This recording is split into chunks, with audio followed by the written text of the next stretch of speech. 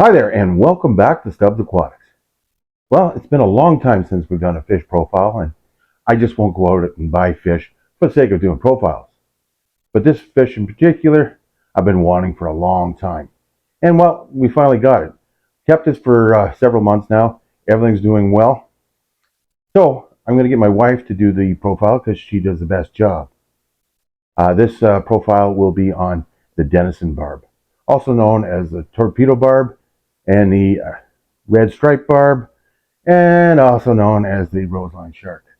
Well, take it away, dear, and thanks again for letting me have the pond. If you haven't already checked out my pond video, make sure you do so. Think about subscribing.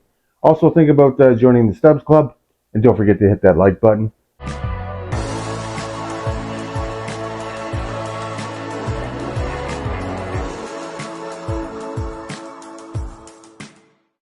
Backed by popular demand, here's another detailed species profile. Hey guys, it's Sandra from Stubbs Aquatics. I narrate all species profiles, and as you can see, we have a lot of different species and aquariums, not to mention all of our ponds. Disclaimer, we are not professional fish keepers, but we have been in the hobby for over 50 years. We only do profiles on fish we actually keep, so you get the benefit of our knowledge and experience with that species. This episode, we are featuring one of Stubbs' most favorite fish that he has had on his bucket list for years. He has attempted to keep them before but failed because of his inexperience at that time. This fish does not travel well and is not one that likes to be moved. Without further ado, let me introduce you to the Denison barb, often called the rose-lined shark because of the stripe and body shape, but also known as the torpedo barb for its body shape and speed. Its scientific name is, why does Stubb always make me do this?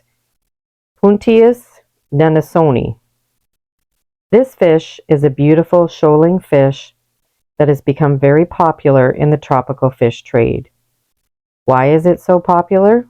Let's find out. This fish is a beautiful, peaceful, schooling fish that is very hardy as far as temperature requirements, but we'll come back to that later. This fish is a centerpiece fish of the aquarium, and often the tank is set up with them in mind. These fish swim in schools and are very active. Recently, it has become more available and can be found in most aquarium stores, but at a premium price of $12 to $25 each for small fish. Because of the demand and the difficulty in breeding, it has been over-harvested in the wild. As a result, it is now on the endangered list. Origin: native. Denison barbs originate from India, where they can be found living in fast-flowing streams, rivers, and tributaries of the southern part of the country. Habitat: this vibrant fish inhabits clear, oxygen-rich waters with rocky substrates, often surrounded by dense vegetation. They require clean, clear, fast-moving water. Pollution, loss of habitat, and over-harvesting has led to their decline in the wild.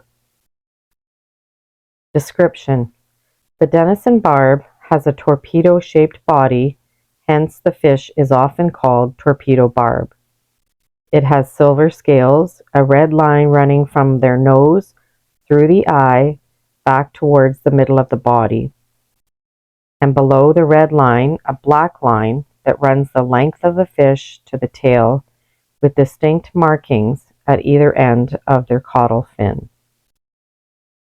Size: this barb is a larger barb growing up to 6 inches or 15 centimeters.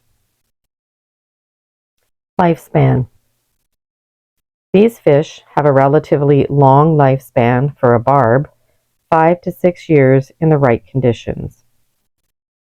Water parameters: 6.8 to 7.8 pH, a water hardness of 5 to 25, with a temperature range of 65 to 79 Fahrenheit or 18 to 26 Celsius. No heater required. This is a fish that would thrive in an outdoor setting in the summer given the right conditions. Wonder if Stub will try that next year. Tank setup. These fish require lots of open space to swim in groups and behave naturally. They also require a well-planted aquarium with large rocks and a strong current with plenty of oxygen. Keep this fish in mind for your feature fish. It will steal the show for sure. Tank size. Because they are a barb and should be kept in groups of a bare minimum of 6 and they grow up to 6 inches, we suggest a minimum of a 75-gallon tank. Ours are currently in a 90-gallon tank. Tank mates and demeanor. These fish are very peaceful, but because of their size, they should not be kept with small fish or shrimp. They do best with larger tetras, danios, other barbs, and even some kinds of cichlids. We have ours in with gold barbs, catfish, and crebensis.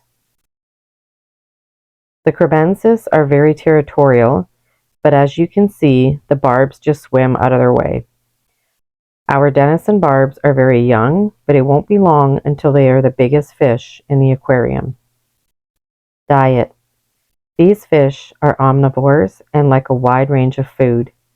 They also enjoy live food such as Daphnia, brine shrimp, cyclops, and bloodworms. They also love frozen and freeze-dried food. They readily eat quality flakes, pellets, insect larvae, and plankton along with fresh veggies. Sexing and breeding. Sexing can be a bit harder. Females tend to be bigger than males and less colorful. Ours are juveniles and at this time cannot be accurately sexed. Breeding has really not been successfully done by the average hobbyist. Accidental spawns have been recorded, but it tends to be very rare. The most successful breeding has been done commercially with the use of hormones. These fish, like other barbs, are egg scatterers and show no parental care. Difficulty in keeping. Moderate to difficult. As we discussed, these fish do not like to be moved and have a hard time adjusting to new water parameters. We ordered our first batch from our favorite local fish store. They ordered them in for us and quarantined them. None of them survived at the store. They ordered a second batch in and we picked up 6. They use the same source of water that we do, but we still drip acclimated these fish over a long period of time. We lost 1 fish in the first week, but the store replaced it. We have had no issues with the 6 fish we have now. These fish have been thriving over the last few months and are starting to put on some size. They were very small when we first got them. We don't recommend these fish to beginners or novice fish keepers. Remember me saying Stub had attempted to keep these before years ago, but they did not last long because of his inexperience with those fish at the time. Stub has done his homework since then. Conclusion. We highly recommend you research these fish before ever buying them. These are not fish you just see and bring home from the pet store without having a tank set up specifically with them in mind. They should be kept with fish with similar temperature requirements, size, and lots of water movement and space for swimming. Like other barbs, they require at least a group of 6 or more. They are an expensive fish to buy, so do your homework before getting them. They add beauty and grace to your aquarium and are definitely the showpiece of it. Stub loves these fish and I'm happy they're finally thriving here. Thanks for watching, everyone. Remember to hit the like button, consider subscribing, and set your notification settings so you don't miss any upcoming videos.